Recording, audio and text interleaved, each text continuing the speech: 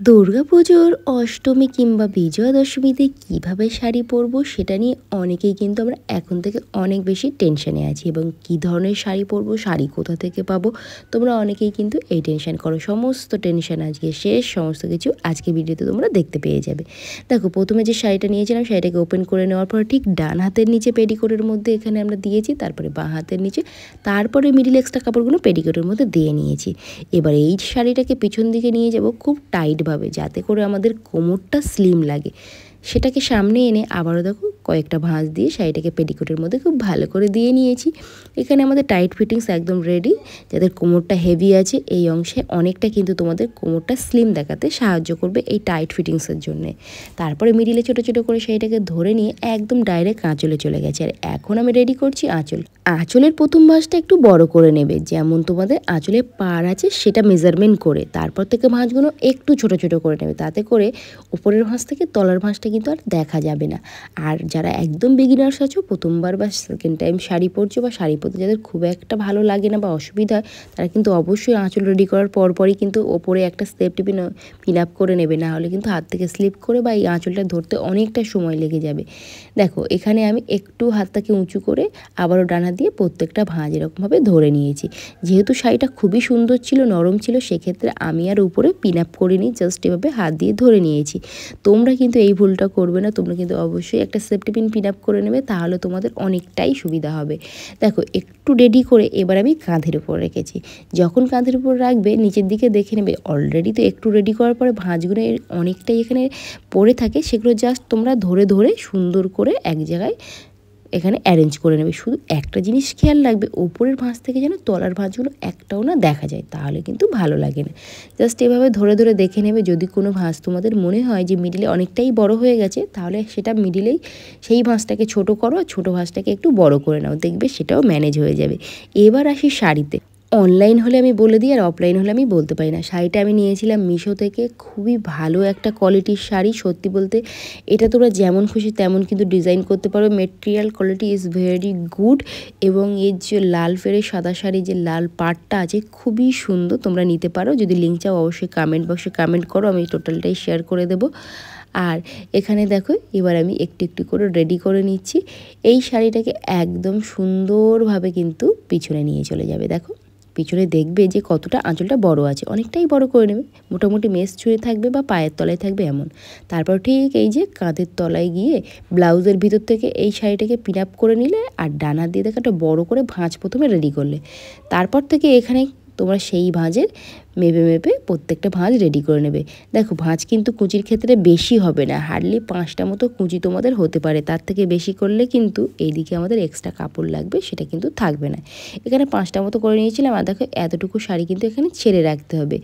আর এখন একটু এই যে পিছনের দিকে যে ভাঁজগুলো ছিল সেগুলোকে কিন্তু সমান করে ধরতে হবে, না হলে নিচের দিকের ভাঁজগুলো যে সমান হবে না।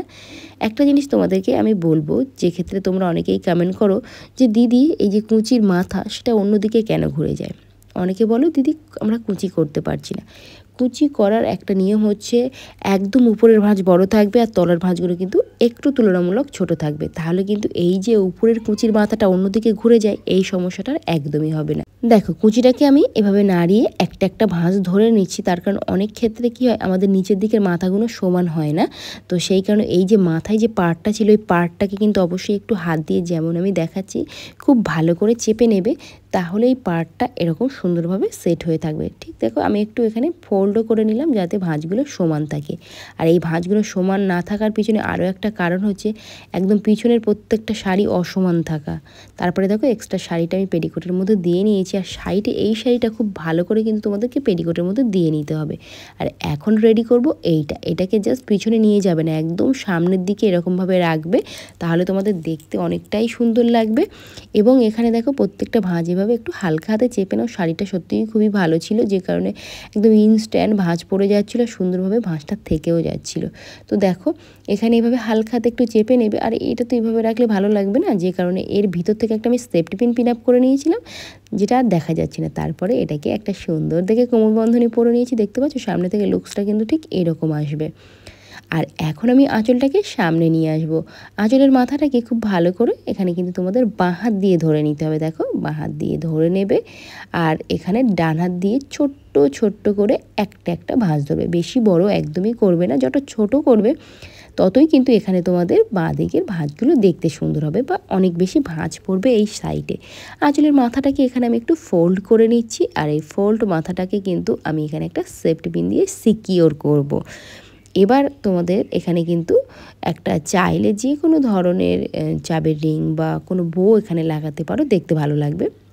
আর এখন এই ভাঁজগুলোকে একটু হালকা হাতে সোজা করে নিয়ে এখানে একটু এভাবে প্রেশার দিয়ে নেবে, তাতে করে এই ভাঁজগুলো এরকম সুন্দরভাবে এরকমভাবে সেট হয়ে যাবে, দেখতে কিন্তু অনেক সুন্দর লাগবে। দেখো একদম এই পিছনে নিয়ে গিয়ে একটা সেফটি পিন দিয়ে এখানে পিন আপ করবো। আমরা যারা বাঙালিরা আছি দুর্গাপুজোর বিজয়া দশমী বা অষ্টমীতে সাদা আর লাল পেরে শাড়ি যে কোনো একটু ট্র্যাডিশনাল ওয়েতে যেমন আটপৌরে ওয়েতে পরতে খুবই ভালোবাসি। আর এই ডিজাইনটা তো সবার জন্য খুবই সুন্দর, যেমন মা জেঠিমা কাকিমা বা আমাদের টিনেজার বোনরা যারা আছো তারা কিন্তু সবাই এই ডিজাইনটা করতে পারো। খুবই সহজভাবে দেখিয়ে দিলাম। পুজোর বিজয়া দশমী বা অষ্টমীর দিন এই লুকসটা কিন্তু তোমরা ক্রিয়েট করতেই পারো। আর তোমরা যদি মনে করো যে আরও নতুন নতুন ডিজাইন দেখবো তাহলে অবশ্যই চ্যানেলটিকে সাবস্ক্রাইব করে রাখো। আপকামিং প্রচুর নতুন নতুন কিন্তু দুর্গাপুজোর সিরিজের আমি শাড়ি রেডি করে দিয়েছি, যাতে তোমাদের বুঝতে অসুবিধা নয়।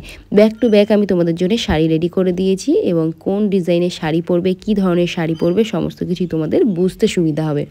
তো আজকের ডিজাইনটা কেমন লেগেছে সেটা কিন্তু চটপট কমেন্ট বক্সে কমেন্ট করে জানাতে হবে। আর আপকামিং আরও নতুন নতুন ভিডিও দেখার জন্য আমার চ্যানেলটিকে সাবস্ক্রাইব করে রাখতে হবে। এবং যারা ফেসবুক থেকে দেখছো অবশ্যই পেজটিকে ফলো রেখে দাও, তাহলে আরও নতুন নতুন শাড়ি গ্রাফিং কিন্তু তোমরা দেখতে পাবে। তো আজকের মতো এখানেই করছি, নমস্কার, দেখা হবে আবার নতুন ভিডিওতে।